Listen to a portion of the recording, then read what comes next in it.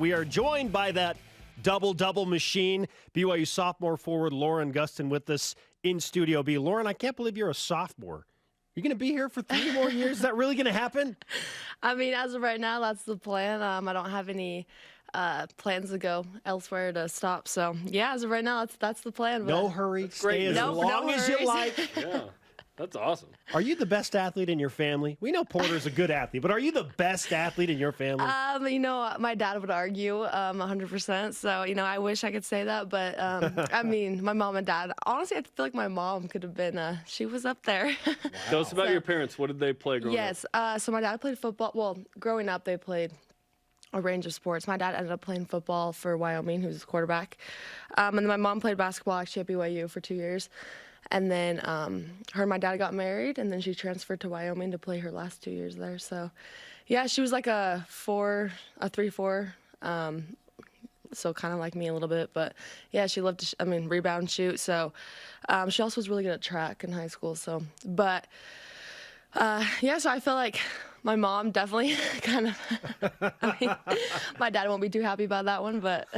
You've got the genes, and obviously, Kristen has talked to me in asking about you. The influence of Porter on you wanting to get into the weight room has been really influential in your life, right? Yes, yeah, 100%. He kind of introduced me to all that, and it kind of helped me, get my passion for that, and, the whole importance of sleep and eating and all that has just been from Porter. So that's awesome. Yeah. Lauren Gustin is with us on BYU Sports Nation. I was just going to ask, where do you find your motivation on days where you're tired? Yeah. Because let's face it, you came back from San Francisco, got home at 1 o'clock in the morning, and you're here with us in the morning on BYU Sports Nation. But this is like par for the course for you. You're up and at the gym. Where do you find that motivation?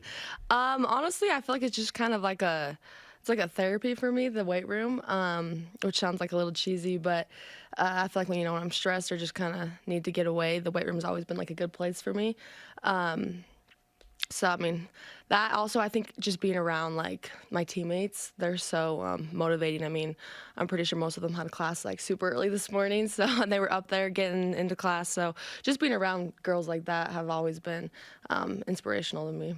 You guys are 11-1 and ranked 18th. Things are going really well. Yeah. You're one of the best teams on campus right now, and you're super fun to watch. What's it like with this group that's super old together because of COVID? Yeah. Honestly, the leadership is insane. We have so many different leaders. The girls are, our 4 seniors, super seniors, they're such good role models for all of us. Even me being a senior technically on the team. But it's academically, yes, yes, being at that, I feel like, I'm looking up to them every single day. They're always there to push us. They never really let us slack, which I feel like is good. They hold us to a high standard. So, we're really lucky to have such good leaders. So who tries to slack the most? No, I'm just kidding. Don't answer that. Yeah. There's an account on, I think it's Instagram, the women's basketball managers. Yes, yeah. They post the most hilarious videos. I know. They're good follow. Like the one of Paisley Johnson and Maria Albiero. Sorry, Harding now. Dancing. There's just so much juice and energy with the squad. Do you guys ever have a bad day? It feels like someone in the group is going to lift. Yeah, there's so much different energy. I feel like all the girls were so different, all of our personalities. I feel like that's what makes us like us. Everyone brings something different to the table. It's so diverse. But we can always count on Paisley to spice things up all the time. So leadership is huge for sure, and I'm guessing that's a big part of how you stay focused when you go through the frustration of back-to-back postponed games. So how do you personally handle the frustration of not being able to play and staying right mentally? Yeah, I think, our coaches do a good job at kind of keeping us focused. All right, time for the next game. We'll prep for one, and then we'll find out it's postponed. So, we want to be frustrated that we just spent, 2 practices scouting for them, but they just kind of, all right, this is COVID. This is how it's going to be. We'll just get prepped for the next. So I think we're kind of used to that, and we just kind of have that in the back of our mind that this is going to happen.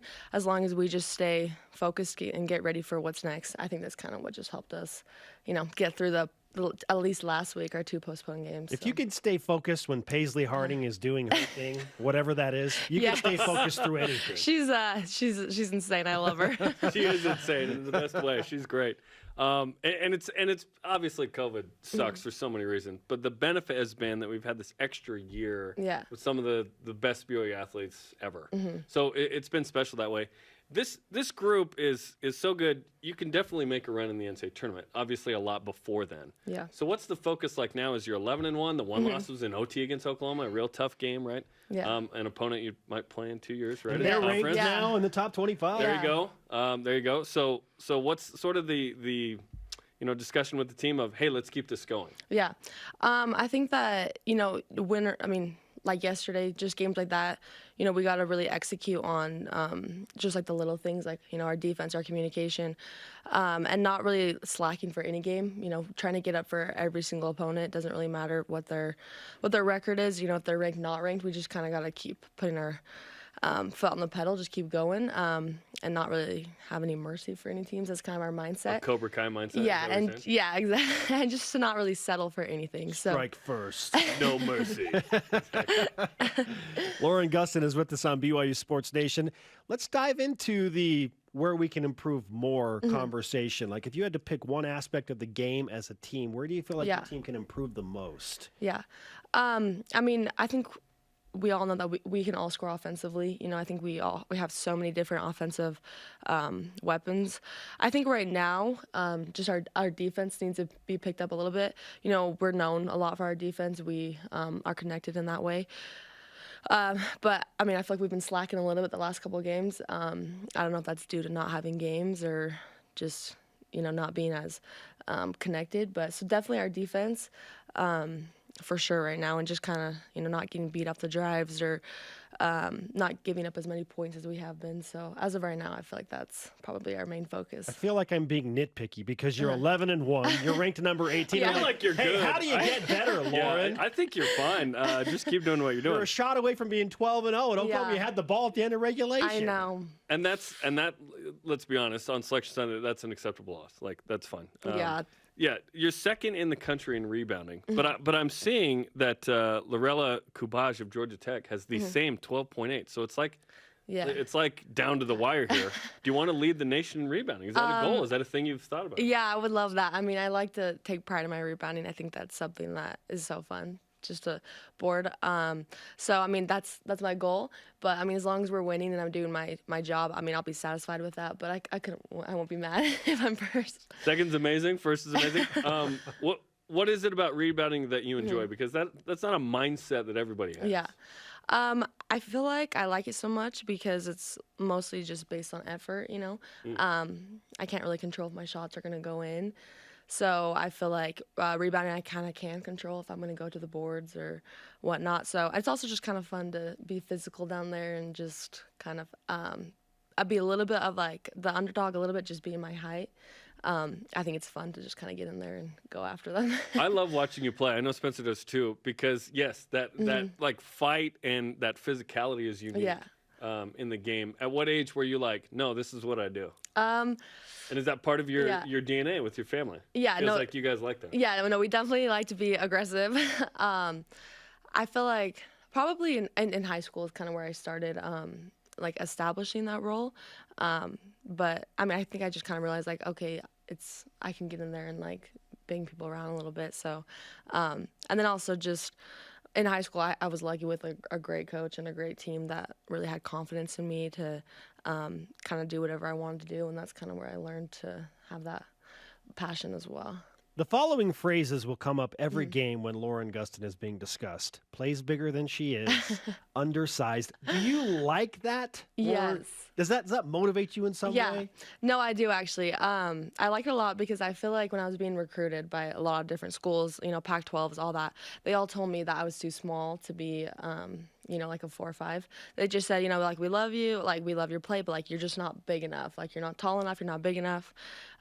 So I love hearing that stuff because it makes me feel like I'm proving something in a way. So I think it's fun. Yeah.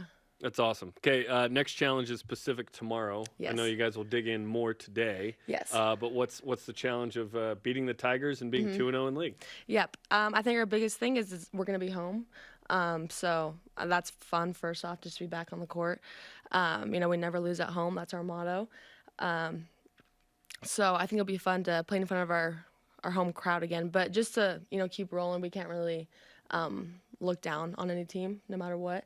So we just kind of got to come in with that mindset that, we're ranked 18th in the nation, and we're not going to let anybody think that they can play with us. So I think the streak at home is like 35 or 36, if I recall. It's pretty wild. Pretty good. Yep, we're trying to go a whole nother year without losing at home. So let's go. I love it. I cannot emphasize enough, if you are close to Provo, the BYU fans need to get to the Marriott Center. Come watch this team. And watch Seriously. this team play. You guys are great. Come watch this team play. It's so fun. And if you're outside the market, watch it on TV. Watch this. Yeah, I know. We love the fans. When they come, the energy is so different. So, yes, please come. It's at 2 tomorrow. Let's go. Saturday afternoon. It's the winter. You don't have to mow the lawn or anything. There are no excuses. Just beat the Marriott Center tomorrow. Yeah, exactly. 2 o'clock local time. When you come on the show, we do a thing called BYU Sports Nation Karma. You're already amazing. We're going to give you some karma. All right. So you can get maybe like one extra rebound. That's going to put you on top of the NCAA leader list. I think it's like a 15-15 day. That's what I'm feeling. That's what I'm feeling. Okay. You okay with that? Yeah, well, what is this 15-15? 15 points, 15 rebounds. Got you. Okay, yes. When I say 2 numbers in a row, that's points and rebounds for you. Okay. That's what that is. When I say 15-15 here, that's probably time. It's a different world. Lauren, great to have you with us. Thank you guys so much for having me. First time. You're fantastic.